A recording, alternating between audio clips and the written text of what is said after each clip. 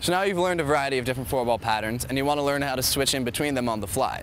That is, you can do this and you can do this, but how do you switch from one to the other without stopping? Now, switching between columns and fountains is pretty easy. Really all you have to do is switch from throwing like this to throwing straight up to throwing back. So it looks something like this.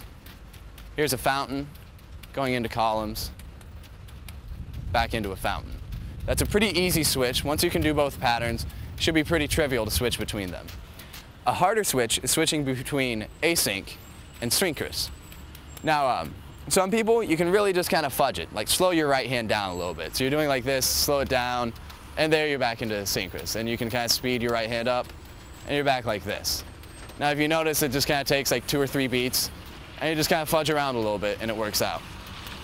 My favorite way, however, is much cleaner, in which what I do is I throw one throw out of my right hand just half again as high as I throw out of my left hand. So this will slow my right hand down by 1 beat, and thereby putting it in sync or out of sync with the other hand. So here, if I'm in the async pattern, I throw one a little bit higher, and I fall into sync.